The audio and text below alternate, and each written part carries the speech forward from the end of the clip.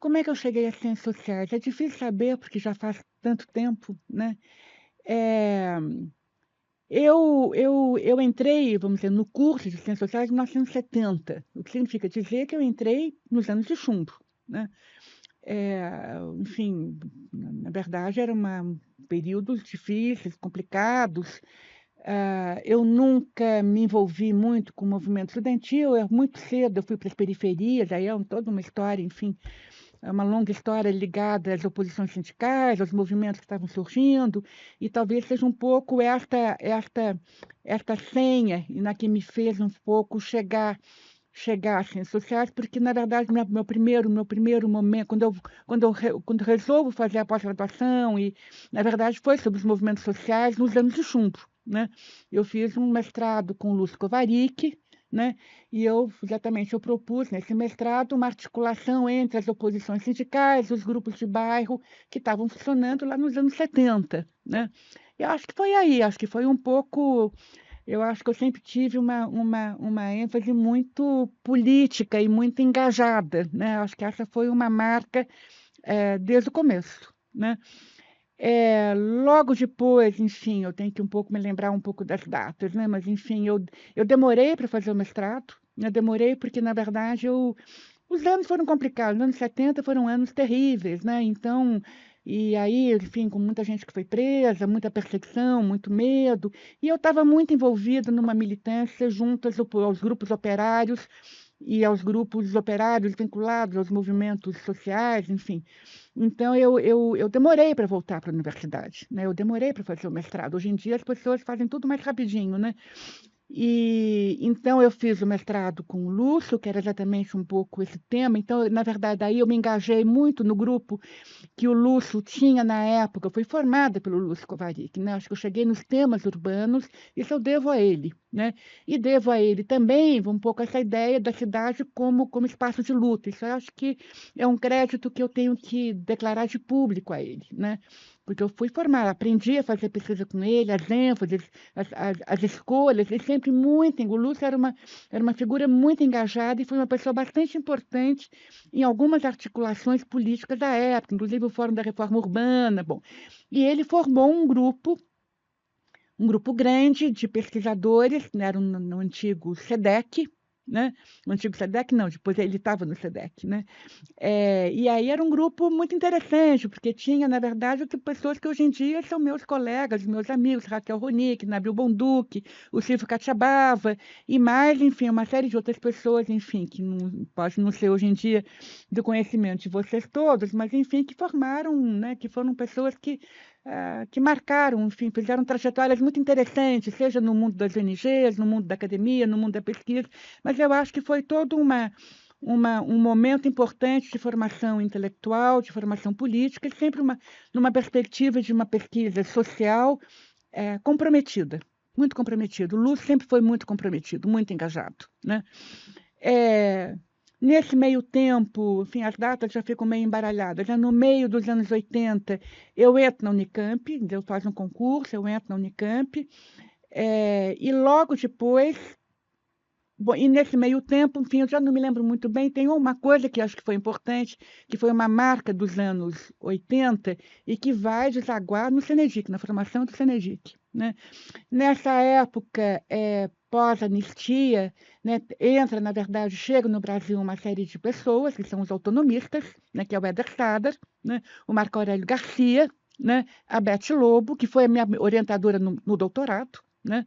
Foi a primeira orientadora, depois ela teve um acidente, ela faleceu, e daí foi a Maria Célia. E aí foi uma coisa muito interessante, porque criou-se, na verdade, uma articulação, já não me lembro muito bem como é que os encontros se fizeram, né, mas eles aconteceram, que era eu que era muito jovem, tinha acabado, enfim, de fazer estava terminando o mestrado, né, que vinha de uma história de autonomista, porque, na verdade, eu era ligada a um grupo político que não era partidário, mas que era o autonomista avant la lettre, né? Nós líamos muitos autonomistas, né? E eu me lembro que o Edgar Sader ficou muito espantado, porque, enfim, eu vinha da coisa operária aqui, de um certo obreirismo operário, que a gente lia Toni Negri, né?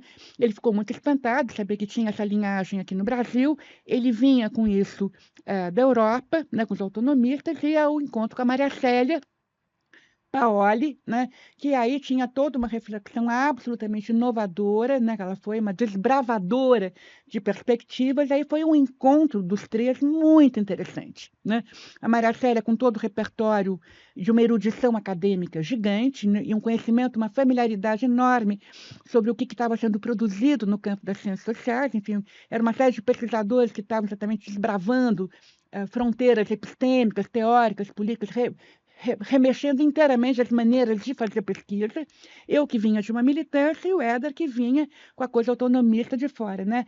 Isso na verdade foi isso na verdade foi um dos grupos, na verdade, que acabou formando um grupo político que teve vida efêmera, mas foi muito interessante, chamado Desvios, né? Inclusive Marcos Nobre participava disto, né? Isso acho que foi até na verdade, eu acho que até o final dos 80, porque eu acho que quando, na verdade, a coisa política começou a ganhar forma, daí tinha a CUT, daí teve o PT, as primeiras eleições do PT, daí eu acho que a coisa aí, na verdade, teve um engajamento, né? O próprio Éder se candidatou. As datas estão todas meio embaralhadas para mim, viu? Porque já faz muito tempo, né? Mas eu acho que é por aí, na virada dos 80 para os 90, né? A gente produziu uma revista chamada Desvios, né?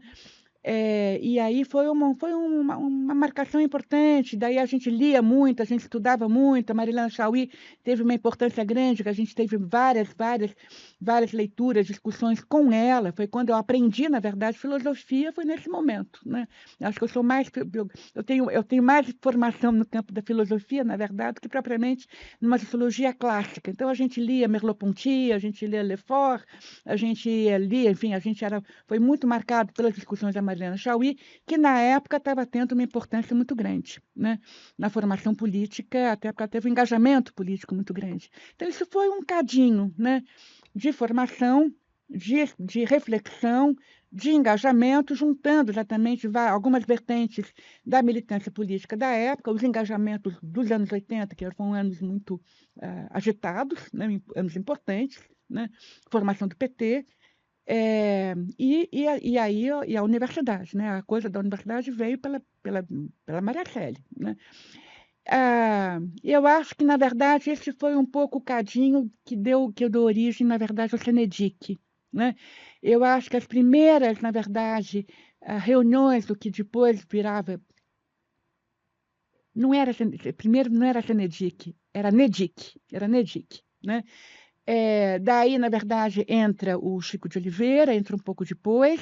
As datas, evidente, estão um pouco embaralhadas, mas depois a gente pode reconstruir isso, né? Mas aí, na verdade, era um grupo que daí tinha a Marilena, tinha o Michael Hall, enfim,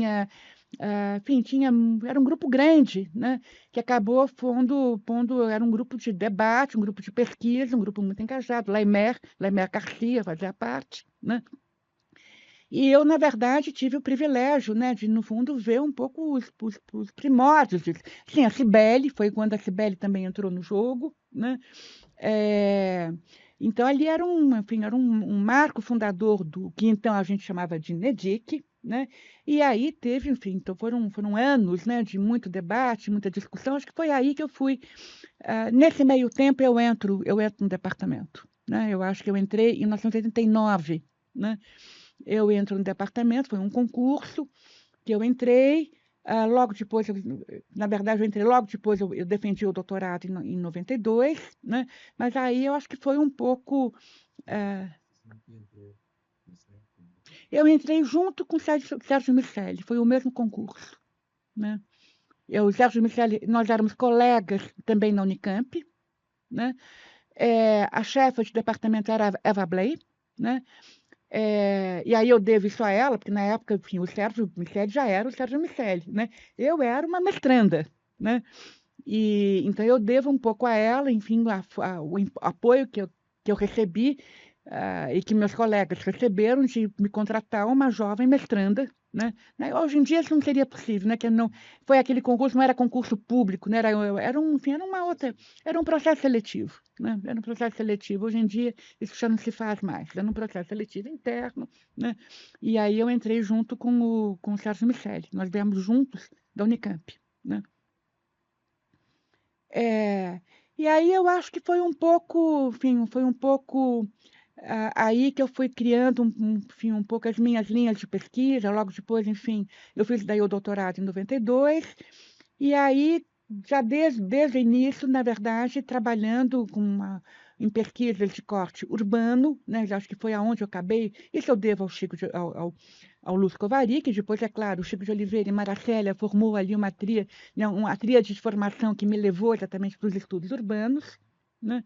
E com uma forte pegada etnográfica, de pesquisa empírica, né? De engajamento no campo, né? E isso foi, enfim, foram longos anos, né? É, eu acho que eu participei, enfim, em algum momento o NEDIC vira CENEDIC, porque daí vira um centro de estudos, né? E aí já, enfim, é uma outra história que, enfim, né, que a gente pode recuperar em outro momento. É, em 1992, 92. Daí, em 2000, eu faço um pós-doc, né? Um pós-doc que junto ali quem me acolheu foi a Fran Garcia, no Centro Brasileiro, né? E aí isso foi absolutamente determinante para mim, né? Porque aí eu tomo conhecimento de toda uma literatura nos estudos no campo da sociologia urbana, muito ligada exatamente à questão da mobilidade, né? Daí é uma coisa que, inclusive, eu sempre converso com a minha amiga e a minha colega Bianca Freire Medeiros, né, que muitos anos depois a gente veio a se encontrar quando ela entrou. Ela vem com toda uma linhagem americana, né, dos estudos de mobilidade, e eu venho com a linhagem francesa, que é muito forte, né? Tanto que todo o meu, logo depois a gente montou, na verdade, um mega projeto de pesquisa, cujo tema era mobilidade urbana, né? Então aí, na verdade, eu faço o meu primeiro convênio, na verdade não, na verdade já tem um convênio anterior que eu fiz com o Daniel Cefaí, né, que ele estava no Brasil, que foi, na verdade, nesse meio tempo, o Daniel ele veio, na verdade, ele veio num convênio, eu acho que com o Sérgio Cardoso, da filosofia. Já não me lembro muito bem como é que a gente se encontrou, mas, enfim, ficamos muito amigos, muito parceiros e muito cúmplices em termos de questões teóricas, questões políticas. Então, meu primeiro convênio, na verdade, foi com ele, né? Isso foi, enfim, então eu aprendi muito, né, sobre, então, toda uma questão ligada à reconfiguração dos estudos, da reconfiguração do campo da previdência social, reconfiguração operária, reconfiguração de classe. Eu aprendi muito com um grupo que ele articulava em Paris, né? E aí uma linhagem importante, que depois eu recupero e dou desdobramentos. Foi uma convivência extremamente proveitosa com Isaac Joseph, né? Com quem eu aprendi muito sobre padrões de mobilidade urbana, né? Porque era o assunto dele, né? E os assuntos migratórios, né? Que a questão migratória sempre foi uma questão importante para os franceses, né? Então, aí eu acho que também explico um pouco meus percursos franceses. Eu fiquei muito próxima de todo um circuito de pesquisadores franceses que fazem pesquisa na América Latina e no Brasil, né? Inclusive Michel Augier, foi aí que eu conheci Michel Augier, foi desses tempos, né? Na verdade, ele estava aqui na época, ele estava na Bahia, né? Robert Caban, né, que também estava aqui nesse período, que foi quando eu conheci exatamente o pessoal, que era o pessoal do IRD, né? E aí foram vínculos que ficaram até hoje, são meus amigos, né? Fizemos muitas coisas juntos, mas aonde eu entrei num circuito francês de pesquisadores latino-americanistas, né? Então, eu tinha o Bruno Lottier, Bruno Lottier, daí, enfim, vários deles, né? Era um grupo grande, como é que chamava aquele grupo? Que era um grupo muito interessante. bom, agora está me fugindo, mas era um grupo de pesquisa importante, né, de pessoal que trabalhava na América Latina, Brasil, México, Argentina, sobretudo, né? Bom, então eu faço pós-doc. Christian Zayis, claramente. Christian Zayis é dessa época, né? Christian Zayis, exatamente. Né? Redist. Redist, né? Aliás, também, quer dizer, Helena Irata, o meu conhecimento com a Helena Irata vem dessa época, vem do circuito francês, né? Muito antes do seu circuito. Não, na verdade veio antes, né? Na verdade, ela tinha uma pesquisa grande com Na verdade, é isso, tem um circuito, na verdade, a Helena Irata estava aqui fazendo uma pesquisa grande. Daqui a pouco me lembro o nome dele, ele fez uma pesquisa importante sobre o ABC paulista, sobre o sindicalismo que estava surgindo ali na época. Na época, na verdade, a Helena Irata, junto com a Elizabeth Lobo, né, introduziram a temática da família, mas numa perspectiva. John Humphrey, exatamente, John Humphrey. Né? Então, na verdade, ela tinha uma pesquisa grande com John Humphrey, né, em que ela pautou, na verdade, ela junto com John Humphrey, depois a própria a Elizabeth Lobo, que exatamente até mais é como é que você pode pensar a questão da classe operária, pensando a maneira como ela se forma a partir da família e das trajetórias familiares. De onde vem a minha primeira experiência como trajetórias operárias vem daí, né? Então, muito bom. E daí, na verdade, era uma ligação muito forte com John Humphrey, com Helena Irata e Elizabeth Lobo, né, que foi aonde eu montei meu primeiro doutorado. Né? O meu doutorado foi orientado por ela, né? Me apoiando numa pesquisa grande que foi feita no CNEDIC, no SEDEC, junto com o Lúcio Kovarik, mas já um pouco essa perspectiva de pensar a questão da classe do ponto de vista das trajetórias sociais, das trajetórias urbanas, portanto, da família também. Né? Nesse meio tempo, enfim, enfim, estou voltando um pouco atrás, misturando um pouco, voltando um pouquinho. A Elizabeth Lobo sofre um acidente horroroso, ela vem a falecer, e aí o meu doutorado é terminado com a Maracélia Paoli. Né? Mas, enfim, tem um circuito que vem daí também. Mas daí eu reencontro Helena Irata na França, nesse circuito de pesquisadores, né, franceses que fazem pesquisa no Brasil e na América Latina, em outros países da América Latina. Né?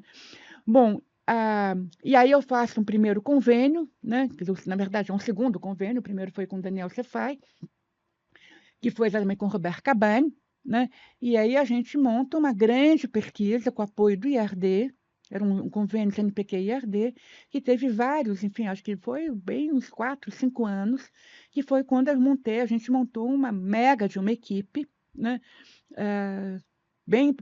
e aí foi muito interessante, que foi quando eu exercitei, aprendi, eu li, e aí exercitamos isso do ponto de vista empírico, metodológico, né, a questão das mobilidades urbanas, do ponto de vista moradia, trabalho, enfim. Né.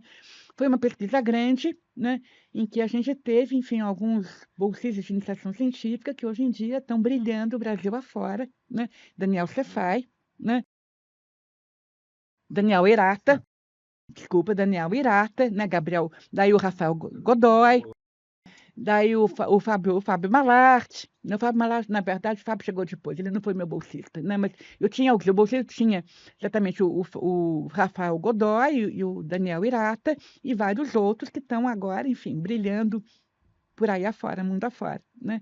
Então, isso foi uma coisa super importante, né? Que montou, eu acho que me deu uma matriz, que na verdade é a matriz daquele grupo de pesquisa que eu coordeno, chamado Sociedade de Trabalho, né? E que tem um pouco essa perspectiva, um pouco não, que tem um pouco esse viés de pensar as questões urbanas do ponto de vista das mobilidades, né? Então, é claro que conforme o tempo foi passando, as questões foram mudando, né?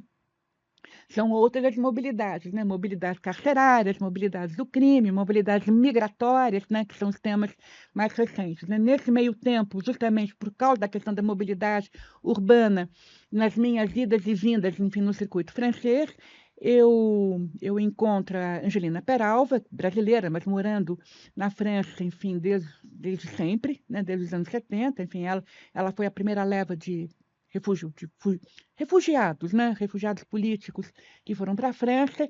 Na época, ela dava aula na Universidade de Toulouse, onde tem um grupo importantíssimo de pesquisadores de migrações transfronteiriças. né, que é onde daí eu tomei conhecimento de uma literatura espetacular que trabalha exatamente com a questão da mobilidade, né, o paradigma da mobilidade, da Lantarius, e que trabalha com a questão migratória, né. Então aí a gente montou um outro programa grande de pesquisa, né, articulando também trabalho, migração e cidade, né. Foi um convênio também, que foi um convênio de 4 anos, CNPq, não, foi CAPES e CAPES Cofrecube, né. A gente juntou, enfim, uma equipe grande, a gente fez um colóquio que foi uma maravilha, né, que foi em Cerisy, que é um centro cultural importante na França, e disso saiu um livro chamado exatamente Globalismos, Ilegalismo na Globalização. Isso marca, né, marca um pouco os percursos mais recentes, né, que é um pouco essa articulação trabalho, cidade e imigração, né. E que eu acho que foi um pouco este o viés de pesquisa temático, que trabalhei em vários, né, em vários programas de curso, programas de pesquisa, seminários temáticos, mas, na verdade, tem um ponto que eu acho que é super importante, que isso eu devo muito à minha parceria de muitos anos com Daniel Irata, é que quando a gente começou a fazer essa pesquisa lá nos anos 2000, começo dos anos 2000, mexendo com padrões de mobilidade, de moradia e trabalho, a gente foi se dando conta de uma coisa que era exatamente os mercados ilegais, né? Tanto eu quanto Daniel Irata, aliás, como também Gabriel Feltran, que eram os nossos parceiros, nenhum de nós era pesquisador de violência policial, de tráfico de droga, né? Mas aí a gente ia tropeçando nisso, né? Era uma coisa incontornável, né? E que foi aonde, enfim, a gente começou a trabalhar com a questão, enfim, das fronteiras do legal e ilegal, né? Que virou um pouco o mote, né? Um pouco a marca do nosso grupo, a marca dos meus textos, né? Eu virei um pouco conhecida como uma pessoa que trabalha com as fronteiras do legal e ilegal, dos ilegalismos. Então, isso também é um pouco, os estudos urbanos, enfim, um pouco nesta chave dos ilegalismos na cidade e na globalização, que foi o tema que eu acabei construindo também junto com a Angelina Peralva, né? E aí o grupo dos meus parceiros franceses, argentinos e mexicanos, né? E que é uma parceria que rende até hoje, né? Tá aí, enfim, isso do ponto de vista, enfim, como é que eu entrei nos meus temas, enfim.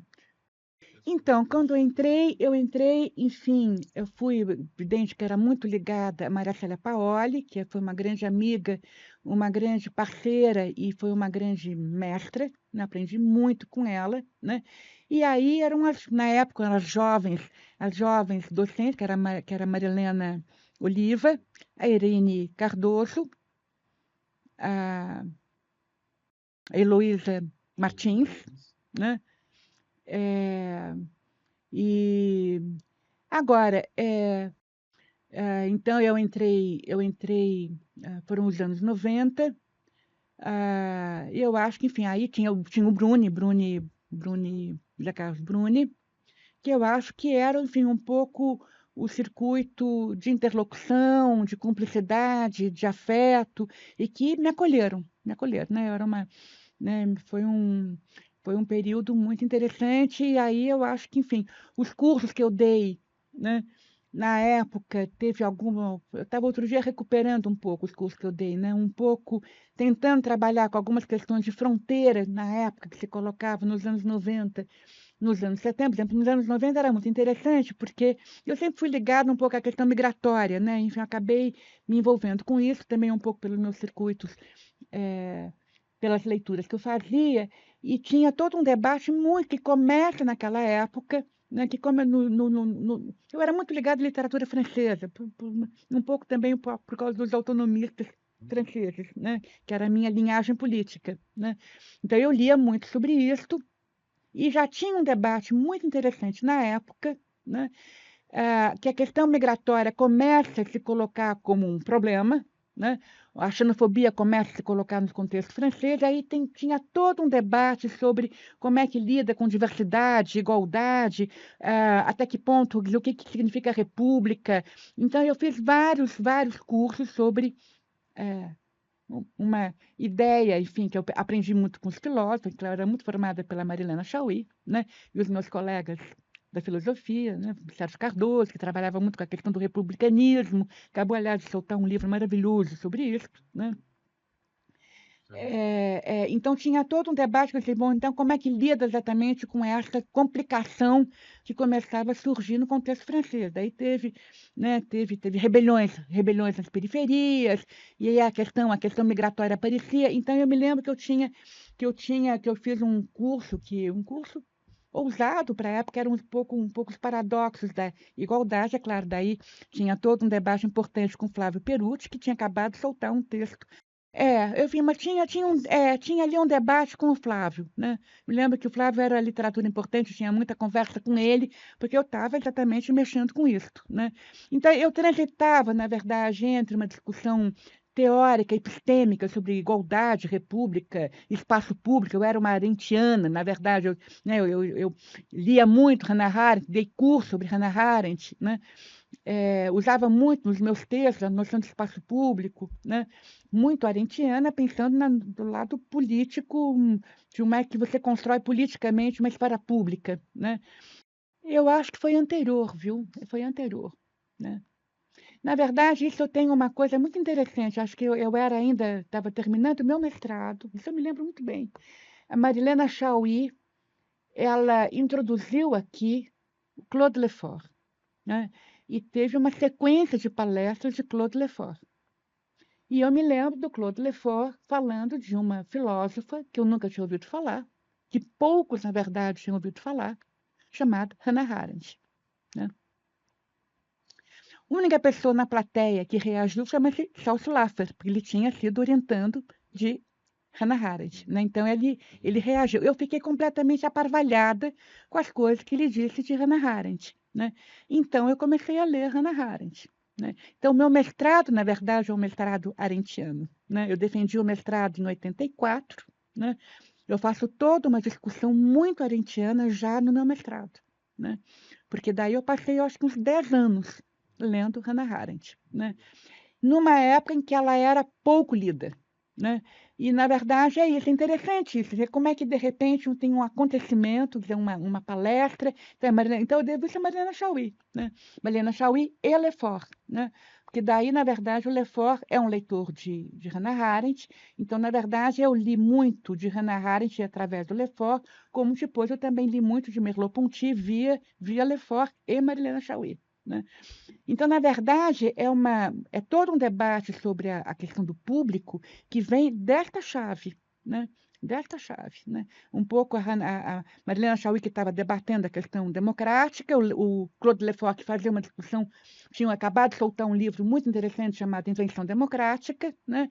E ele deu uma palestra sobre Hannah Arendt, que ficava todo mundo, o que ele está falando, entendeu? E eu ia ali, estava terminando meu mestrado, fiquei completamente impactada. Falei, bom, então eu vou estudar, né? Foi assim que eu cheguei a Hannah Arendt, né? No momento que era pouco conhecida, né? Pouco conhecida. É? Então é interessante como tem certas conjunturas que marcam, né? Então, no momento que a Marilena Chaui, ela era uma personagem, ela marcava a vida política e marcava a vida acadêmica, né? E me marcou profundamente, né? Então, na verdade, vamos dizer, eu acho que eu tive uma formação mais sistemática no campo da filosofia neste viés, né? Como formação teórica, né? E vamos dizer, como, na verdade, eu digo, é claro que, enfim, o que eu aprendi com os filósofos, né? Que acho que eu aprendi muito com o Claude Lefort, né? E o próprio Merleau-Ponty, é uma maneira de formular a pergunta. Evidente que sociologia é fundamental, dei aula de Sociologia 1, dei aula de Sociologia 2, dei aula de Sociologia... Então, eu aprendi Sociologia, né? E eu acho que eu ensinei Sociologia também. Mas o que eu aprendi com os filósofos, isso eu acho que eu devo a eles, né? E devo aprendi muito com o Claude Lefort, ele está correndo na veia para mim. É a maneira de fazer a pergunta. Claude Lefort e Merleau-Ponty, né? Com os quais via Mariana Chaui, né? Que foi um pouco o percurso.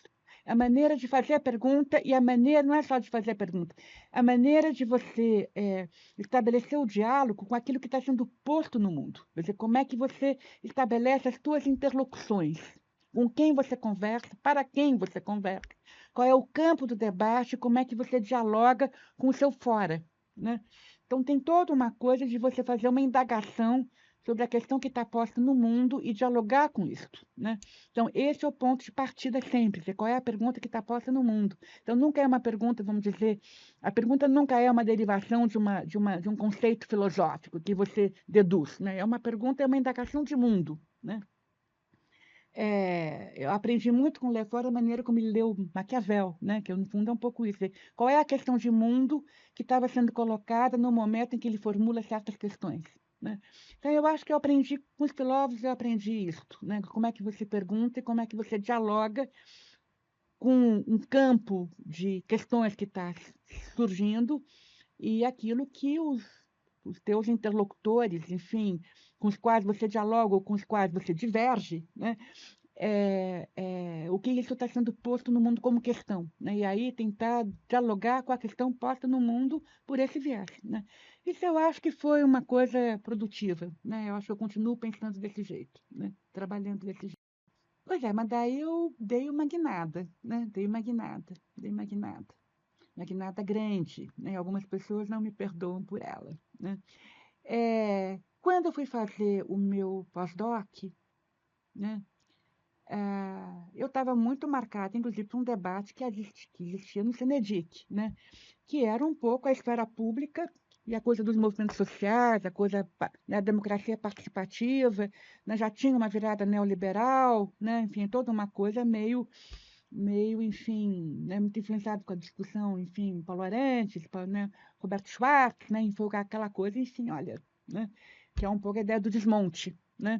Eu estava muito impactada com isso, escrevi sobre isso, né? Dizendo muito bem, eu acho que essa aposta vazou, né? E eu tinha uma preocupação muito grande, vazou, mas com a sensação, como eu era, sempre fui uma pesquisadora de campo, né? Dizer, tem alguma coisa que escapa, né? Tem alguma coisa que está transbordando, que a gente não está conseguindo entender, que não está sendo nomeado, né?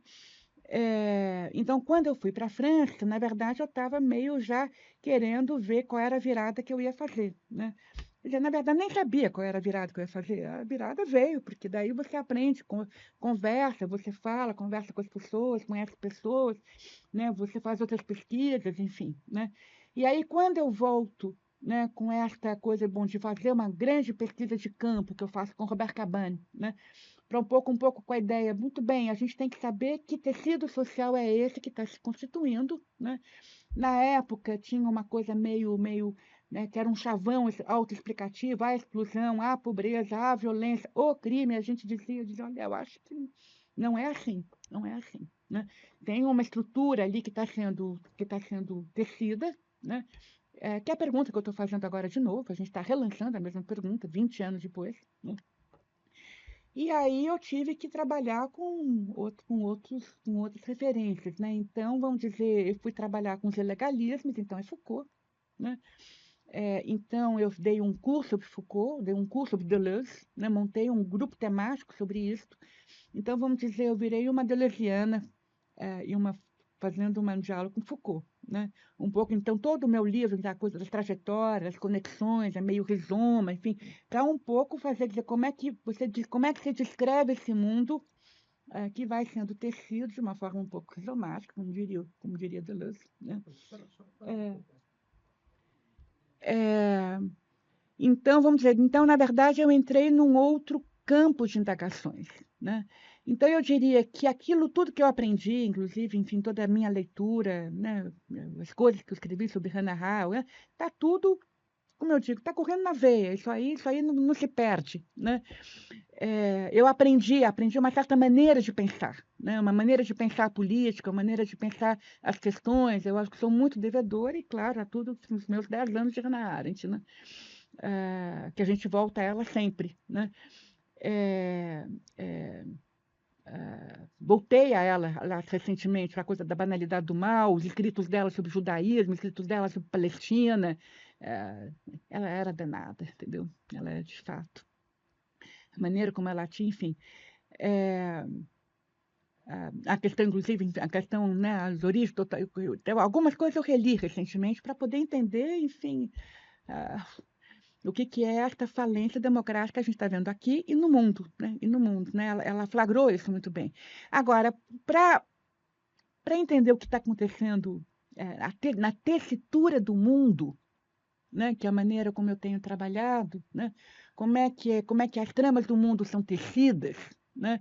Aí, de fato, tive que mobilizar um outro todo um outro repertório, né?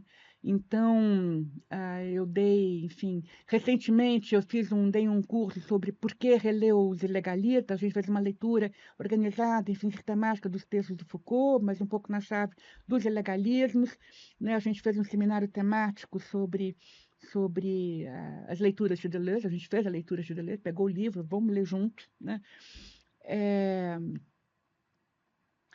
E algumas leituras mais recentes, né, que está sendo que é muito interessante, né? Estou soltando agora um dossiê, vou fazer aqui um pouco propaganda, se você me permite, né? A gente, na verdade, encerrou um longo ciclo de pesquisas, né, no meu grupo Cidade de Trabalho, né? Um longo ciclo que teve um primeiro dossiê que saiu na Tempo Social ano passado, né, que chama-se Nas Tramas Urbanas, né, Território, Mercado e Conflito, né, e aí tem um segundo dossiê que está saindo agora, né, que chama-se Articulando Tramas Urbanas e Tramas Institucionais, né, e aí tem uma leitura, teve várias leituras que foram formadas, que a gente passou meses lendo, né, uma delas foi Charles Tilly, né, não na ótica dos movimentos sociais, né? Mas na ótica que foi aonde eu entrei no Charles Tilly, num texto, um livro dos anos 80, que para nós que mexemos com a questão da violência e os ilegalismos é simplesmente fundamental, onde ele tem um livro, um texto chamado o Estado como Crime Organizado, né? Onde ele discute a diferença, dizer, um pouco a ambiguidade da questão da proteção e extorsão, né? E aí ele é um texto dos anos 80 em que ele está muito preocupado com a volta da violência política, no caso dos países africanos. Então ele faz uma discussão muito interessante que, salvo engano, eu não sou especialista em Charles Tilly, mas salvo engano foi a matriz depois de um livro importante que ele solta, que é aquele como é que é? Coerção, Estado e Mercado, né? Então nós lemos o livro e trabalhamos muito com a hipótese dele, que é uma hipótese importante, que eu sinto muito poderosa, que é a gestão do conflito faz o Estado e faz a cidade também. Né? Porque você tem que criar instituições, você tem que criar mercados, você tem que criar organizações, tem que criar. É uma burocracia que vai surgindo, você tem toda uma trama política que vai surgindo, no fundo, é a formação da burocracia, né? Para poder fazer a gestão da extorsão e da proteção, né? Você tem que criar, tem que ter o fiscal da prefeitura, tem que ter a contabilidade, tem que ter uma instância política, né? Isso também cria a cidade, né? Isso tudo porque a gente foi ficando muito impactado do trabalho de campo, é bem uma coisa que veio do trabalho de campo, né? Quer dizer, em torno de conflito, né, remoções urbanas, que a gente trabalha com a questão das remoções forçadas, né, deslocamento, é uma engrenagem política gigante, né? As mediações institucionais muito grandes, né? Então, a coisa não é chega a polícia e leva tudo embora, entendeu?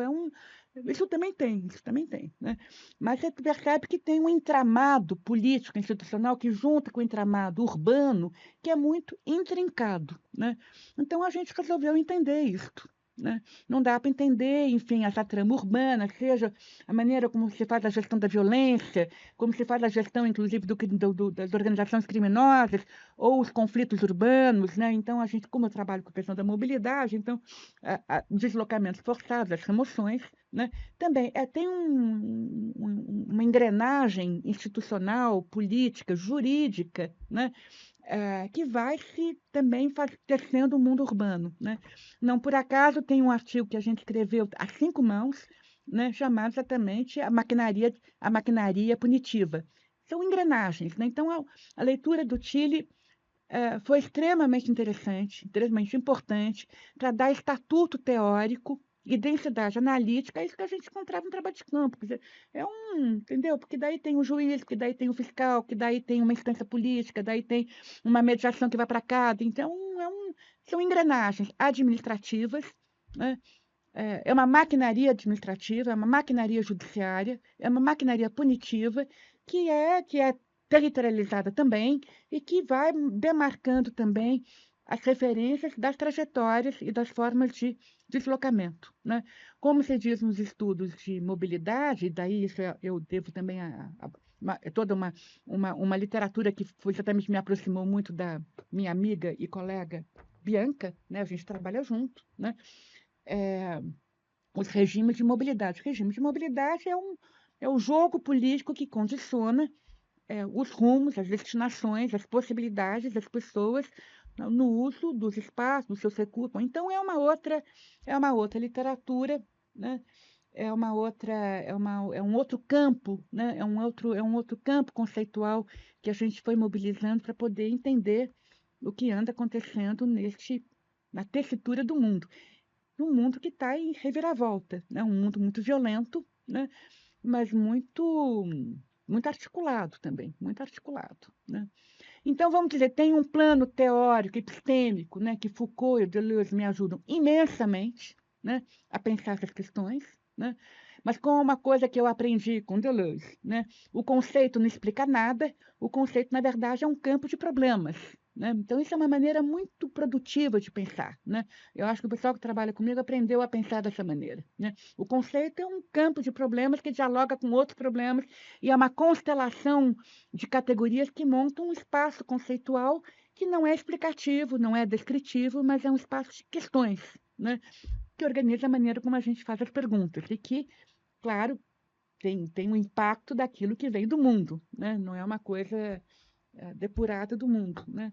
Então, vamos dizer, eu fui trabalhando de uma forma talvez um pouco heterodoxa, porque, enfim, eu venho de uma, né, são várias linhagens, vamos dizer, de formação que de alguma maneira se articulam, né? Então, hoje em dia, enfim, acho que eu tenho uma ligação muito forte com a Bianca, né, com o grupo dela, né, o grupo Mobilidade, como é que é? Mobilidade, temas, técnicas e pesquisa. A gente está trabalhando junto, tem toda uma proposta, inclusive, de articular de uma forma mais orgânica, inclusive o grupo Cidade Trabalho com o grupo dela, né?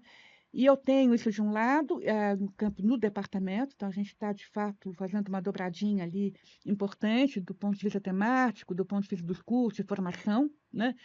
Tenho, na verdade, uma parceria importante aqui na FAO, né, com o Grupo Observatório das Remoções Barraca Onic, né? Ela, enfim, então é um projeto temático que ela está organizando, que é o impacto da crise climática na produção dos espaços. Eu fui chamada para organizar as etnografias, né? E, de um outro lado, uma parceria muito importante com uma coisa chamada, que é uma rede chamada Fronteiras Cruzadas. Aí a gente montou um grupo enfim, um programa de extensão, né? Então, estamos ali empenhados em construir uma frente de pesquisa, que é migração, cidade e trabalho, que, no fundo, é um desdobramento de coisas que a gente já vinha fazendo, né? Então, são articulações que a gente está montando no departamento, né? No departamento. Na verdade, eu tive, do ponto de vista da inserção institucional, eu devo dizer que, enfim, eu tive, na verdade, uma única experiência de cargo institucional, que foi a coordenação da pós, né? Que foi em 2000 tem mais de 10 anos, eu acho. Acho que foi a única, né? Eu não tenho muita vocação para isso, né? Mas para mim foi um aprendizado muito importante, porque, vamos dizer, eu acho que isso pôs um pouco um anteparo na minha, eu não sei se eu deveria dizer isso aqui de público, né? Mas, enfim, eu acho que a minha tendência autonomista é sempre muito desconfiada, né? E muito do lado, com o lado institucional das coisas, né? Eu nunca entrei, nunca me filiei ao PT, sempre fui desconfiada, sempre fui uma autonomista, apoiada às comissões de fábrica, né? Então sempre tive também as minhas diferenças quando a CUT entrou, né? Eu era ligada às oposições sindicais. Então eu acho que isso continua me formando com uma certa resistência, uma enorme dificuldade de me engajar nas complicações institucionais. Então, o fato de eu ter passado 2 anos na coordenação da pós foi muito importante. Muito importante, acho que pôs um fio terra, né? E eu aprendi um pouquinho, 2 anos é pouco, aprendi um pouco, né? Mas que foi importante esse aprendizado, o que que é lidar, né, com uma instituição, e a importância de lidar com a instituição, né? Então a coisa vai para capas, aí eu tive, né, as reuniões de capas, enfim, eu entender o que que é essa engrenagem complicada, difícil, cheia de problemas, mas que é super importante, né? Então, vamos dizer, a minha resistência foi um pouco amenizada nisso aí, né? Mas eu devo dizer que, enfim, né, foi minha única inserção. Então, meu engajamento institucional desse ponto de vista nunca foi muito, não foi o meu forte. Como carreira acadêmica, em termos de cargos, né, não é exatamente o meu forte. Né? O meu forte, eu acho que foi muito formação, né? Os grupos de pesquisa, né? Presença na graduação, agora não mais, mas, enfim, presença em sala de aula, né? Eu acho que eu tive, eu acho que eu tive, né? Acho que meu grupo teve uma presença importante na vida acadêmica do departamento, mas não foi uma trajetória, não tive uma trajetória institucional marcante, né? Isso não foi uma marca da minha historinha, né? Então, eu devo dizer que já faz 5 anos que eu me aposentei, né? Eu antecipei a minha aposentadoria, antecipei, né? Eu já tinha tempo de casa, né? Mas não esperei os 75 para ter a compulsória, poderia ter esperado, resolvi não esperar, no momento em que eu estava muito inquieta e muito aflita e muito hesitante, fazendo 1000 perguntas sobre o rumo da pesquisa, o rumo dos nossos engajamentos acadêmicos, no momento em que o mundo estava do jeito que estava, o Brasil estava do jeito que estava, né? No fundo, foi, quer dizer, foi um ano antes da pandemia. Impressionante como a pandemia a gente lembra das coisas, né? Mas, enfim, 2019, enfim, já tinha impeachment da Dilma, né? Virada conservadora, enfim, eram anos muito. E aí eu refleti muito sobre isto, continuo refletindo, eu acho que isso explica um pouco as minhas escolhas atuais, né? Mas achando que, enfim, eu tenho certeza que meu grupo Cidade de Trabalho, ele produziu coisas muito boas, formou muita gente, tem muita coisa publicada, né? Muita coisa coletiva publicada, que eu acho que marcou o debate, não tenho a menor dúvida, né? Eu acho que essas 2 últimas coletâneas que estão saindo, enfim, se você me permite falar bem delas aqui, mas enfim, eu acho que vai ser uma boa amostra do que foi esses muitos anos de empreendimento partilhado, cooperativo, muita leitura junta, né? Mas a partir de um certo momento eu achei que tinha que mudar a chave, né? Mudar a chave não no sentido de deixar de fazer boas etnografias, né? Mas, vamos dizer, esse lado mais artesanal, pequeno, do departamento. Eu falei, olha, o mundo está precisando de coisas de mais robustez, né? A gente vai ter que se articular melhor, né? Eu acho que o mundo está exigindo muito, né? E, além do mais, porque tem questões de fronteira, eu não dou conta, né? Tem questão climática que está aí, tem, né, a virada digital do mundo, tem inteligência artificial, tem fronteiras muito novas, a gente, né? Aí vamos ter que trabalhar de uma forma mais interdisciplinar, né? Trabalhando com várias frentes de conhecimento, são fronteiras de conhecimento, num mundo que está exigindo muito, né? Porque está, é um pouco, eu escrevi sobre isso, tem que fazer, é um pouco a pesquisa do fim do mundo, do fim de um certo mundo, né? Que está aí, eu escrevi sobre isso já, né? É um pouco, aliás, já tem toda uma corrente, né? Um pouco a etnografia do fim do mundo, né? Agora, que mundo é esse que está sendo, né? Um pouco a gente passou um semestre lendo Anna Tsing, né? Um pouco a coisa do, né? Dizer um pouco que mundo é esse que se constrói nas ruínas, né? Então, que tessitura, no fundo eu estou relançando a pergunta, de que tessitura do mundo está sendo feita no meio, enfim, de muita destruição, muita violência, né? Muita violência armada, né? E está oferecendo muito pouco para as pessoas, né? Enfim, o horizonte muito estreito de perspectivas, mas, enfim, alguma coisa está acontecendo, né? Que tessitura de mundo está sendo feita, mas daí a gente não pode mais fazer isso sozinho, né? Então, nesse meio tempo, né, surgiu essa possibilidade de me engajar, né, numa parceria importante, né, com os colegas aqui da FAO, né, no grupo da Observatório das Emoções da Raquel Ronick, né? Ela montou um projeto temático FAPESP grande, grande, que é exatamente pensar a questão climática, né? E aí junta, de fato, é uma coisa interdisciplinar, né? Que mexe com climatólogos, com matemáticos, com, enfim, os urbanistas que trabalham em questões, enfim, estruturantes, né? Então a gente aprende muito com eles, né? E eles estão aprendendo com as nossas etnografias, entendeu? Porque no fundo a gente está introduzindo toda uma experiência de o que é. Eles me chamaram também para organizar a parte etnográfica. Então, para mim, enfim, eu conheço a Raquel, enfim, nós somos colegas, amigas, enfim, de muitos anos, fomos colegas nos tempos exatamente de formação, junto com Lúcio Kovarik, que são muitos anos, né, de conhecimento, mas enfim, né? E agora estamos trabalhando juntas e para mim realmente foi uma oportunidade muito interessante, muito importante, né?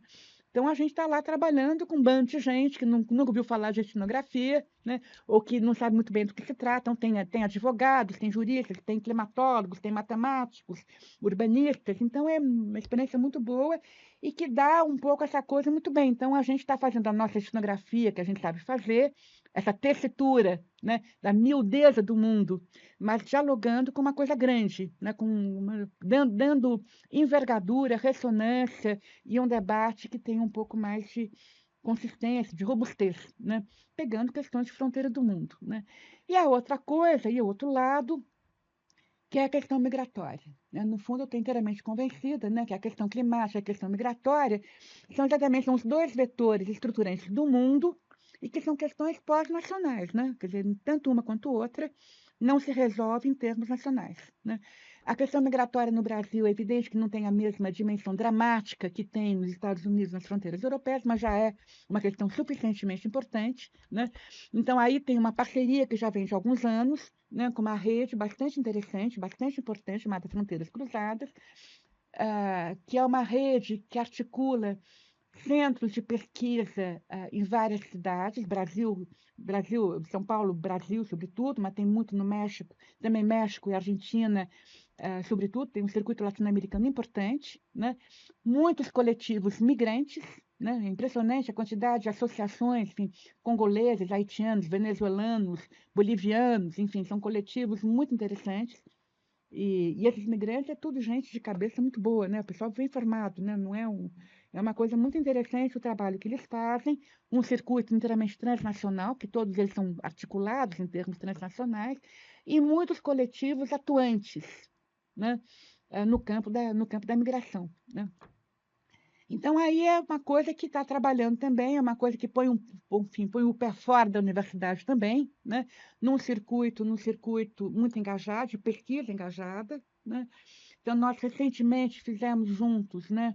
Montamos, né? Um mini curso chamado exatamente Cidade, Trabalho, quer dizer, mobilidades globais, né? Exatamente, cidade, trabalho e migração, que é um pouco a ideia, a proposta era exatamente lançar oficialmente uma frente de pesquisa no departamento, né? Nesse campo, nessa fronteira, na interface dos estudos urbanos com os estudos migratórios, que é uma coisa que a gente vem fazendo, tem vários mestrandos e doutorandos que fizeram as suas pesquisas sobre migração e agora, então, que foi um pouco a base a partir da qual essa parceria começou a ser feita já faz, enfim, um punhado de tempo, já até fazia uns 6 anos, por aí, né? E que agora está tentando consolidar como um programa de extensão, mas que seja também uma linha de pesquisa no departamento, na pós-graduação, né? E uma forma também de vincular os estudantes de graduação. Estamos apostando nisso, né? Acho que são duas frentes interessantes, porque eu acho que elas transbordam, vamos dizer, o departamento, né? Porque tem uma coisa e que mexem com questões estruturantes do mundo atual, mas mobilizando, na verdade, uma rede ampliada de interlocutores, de parcerias, e que possa dar exatamente ressonância, envergadura às etnografias que a gente faz, continua fazendo, né? Mas num diálogo vamos dizer, politicamente, estrategicamente, epistemicamente também, porque são questões de fronteira, né? Então, eu estou muito envolvida aí, quer dizer, quais são as questões de fronteira epistêmica também, quer dizer, quer dizer, quais são as perguntas que a gente tem que lançar nesse mundo inteiramente revirado, sob muitos sentidos, né?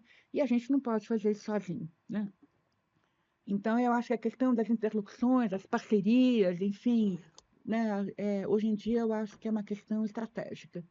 E é uma questão de sobrevivência acadêmica também, né? Para nos dizer sobrevivência afetiva, né? Para a gente respirar um pouquinho de inteligência, né? Que vem de vários lugares do mundo, né? Inteligência e afeto, né? Encontros, enfim, encontros produtivos, né? Então, eu acho que matéria, enfim, das minhas estratégias hoje em dia no departamento, acho que são essas, né?